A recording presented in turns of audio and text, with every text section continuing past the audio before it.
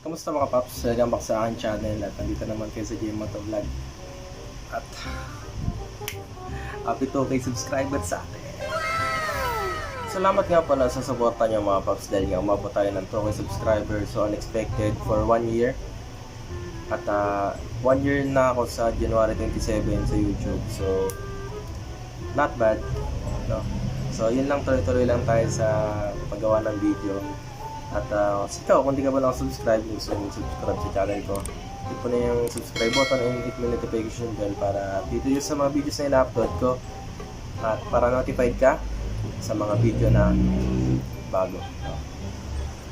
Intro tayo.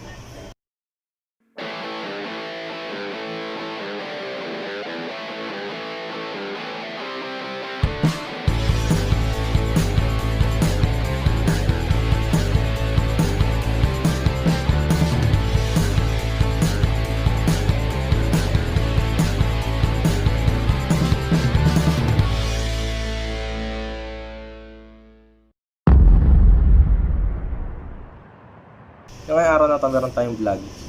At ang vlog na to ay kung nakikita nyo sa thumbnail na tungkol sa GoPro, no? Kasi kung papanoorin nyo yung previous vlog ko, galing ako ng SJ Cam at nag-transfer ako sa GoPro.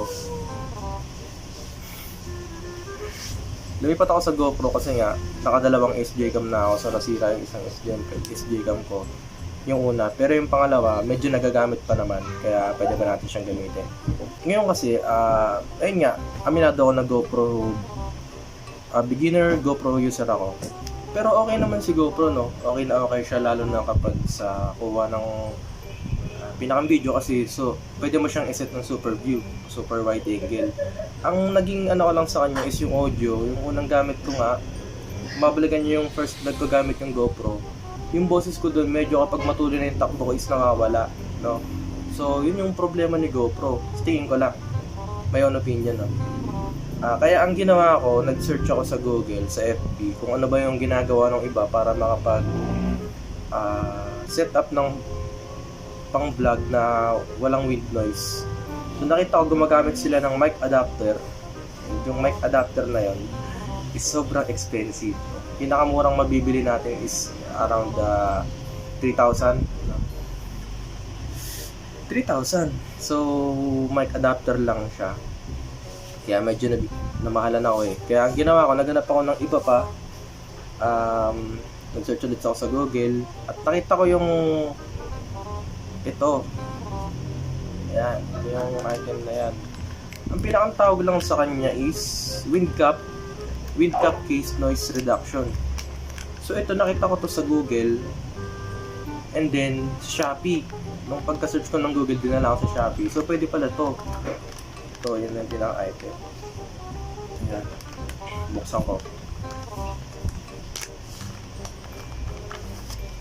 Ayun, ito siya. So ito yung itsura niya. Ito yung front. Ayan. Ito yung likod. Pinakang screen dito. So ito yung nakita ko. Tapos nakita ko na siya na ginamit ni Sir Zack, Makina Moto. Makina Moto Futures. Gumagamit siya nito Sir Zack. So kaya sabi ko baka effective. Kaya sinubukan ko umorder. Na-order ko to worth 108 sa Shopee Plus. Yung shipping pina 40 pesos, so 148. Lalagay ko na lang yung link sa baba kung gusto nyo order din. Sa mga GoPro user natin dyan na hindi afford yung mic adapter.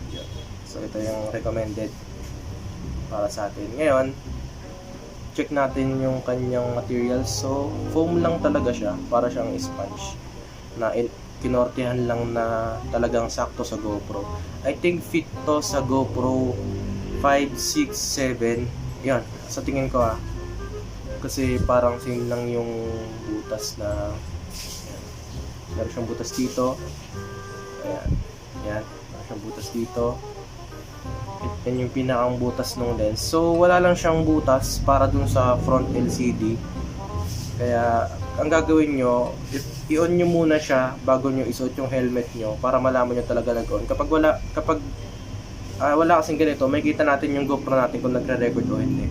Pag tinignan natin side mirror, ito yung sa likod ng screen. Ngayon, susukatin natin siya or susuot natin siya dun sa ating GoPro. Sa aking GoPro. Shoutout kay Dan Costanza.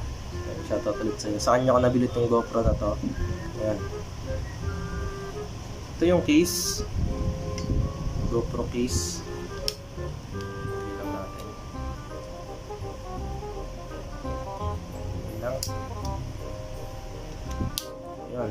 Nalagay na natin yung ating GoPro sa GoPro case natin. Yung GoPro case, ito mismo yung ilalagay natin dito. So, paano? Yung ganito lang. So, yan lang. Yung simpleng pagpasok lang. Unahin nyo yung ilalim kasi ayun yung shoot nyo rito.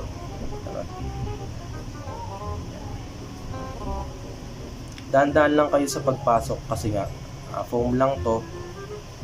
Kaya kapag na masyadong persa yung pasok, pwedeng mapunit.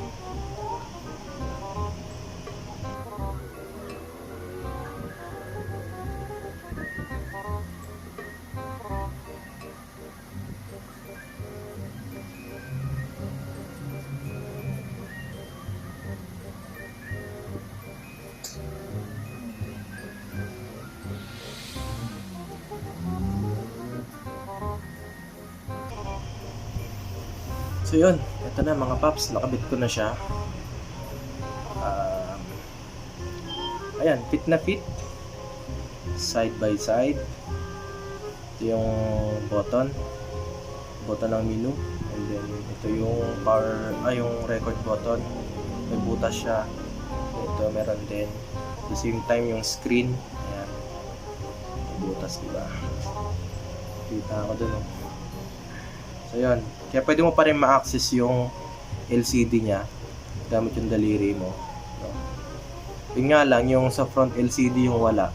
No? Kaya hindi natin makikita nga, gaya sabi ko kanina, kung nagre-record yung ating GoPro kapag nag-ride tayo. Kaya ang maganda gawin nyo, i-play nyo muna or i-set up nyo muna siya bago nyo isuot yung helmet nyo. Dito tingnan nyo kung nagre-record. So yun ang pinakambasihan natin. Ngayon, ito na siya.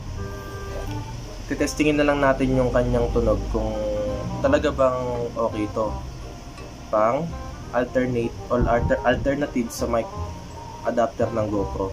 Pero ito pansamantala lang to. Pag nagkaroon tayo ng budget na medyo malaki-laki, bibili rin tayo nun. So ito pansamantala lang para lang malino yung boses ko kapag nagmo-motovlog tayo or kapag gumagawa tayo ng content. Okay, kapag nakabit nyo na, ayan. So, lagay nyo lang siya dun sa inyong helmet mount. Ayan.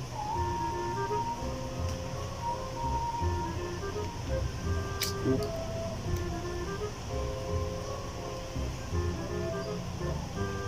Okay.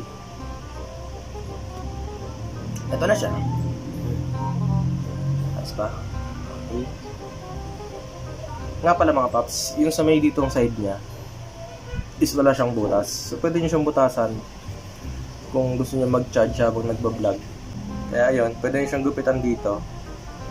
Kahit maliit lang, magkasya lang yung charger port or yung USB cable dito, Type-C. So yan, testingin na natin. So ito,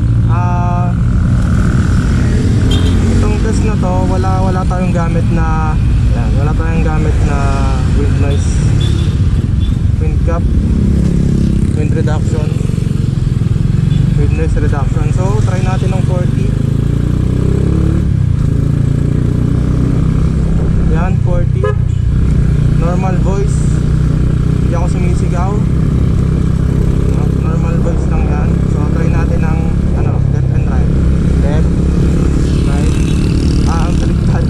Right, left. So yun, gawin naman natin ng 60.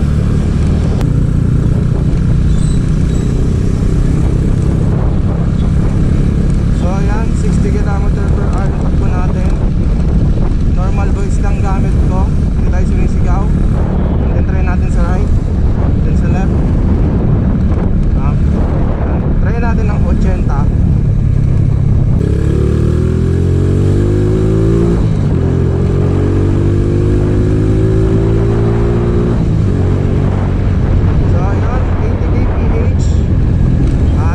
sumisigaw, normal voice lang gamit. Right and left. Yan yung ng wind cap. So yan. So mga paps, ito na yung ating wind cap case with noise reduction. Naka-install siya ngayon. Ayan. Ayan. Ngayon tatry natin sa tatlong magkakaibang tuli ng takbo na. So try muna natin sa 40 km. Tapos normal voice lang yung gagamitin natin. Hindi tayo sisigaw. Ayan. So 40 kilometers. Ayan yung aking boses. 40 kilometers. Hindi tayo sumisigaw. Normal voice lang yung gamit natin. Ayan. Side by side. Ayan no. So 60. Try natin sa 60.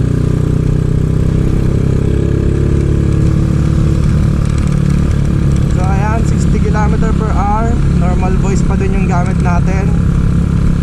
Hindi tayo sumisigaw. Left and right. Okay. 60 kilometers. Try natin kung kaya natin ng 80.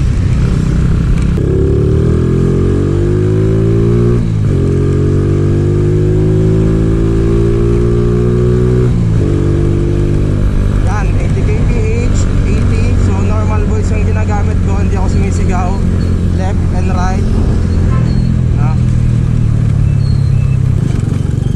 So yan. Hanggang dito na lang mga paps. Naway nabigyan ko kayo ng idea sa mga GoPro user na kagaya ko na hindi ko afford yung mic. So temporary.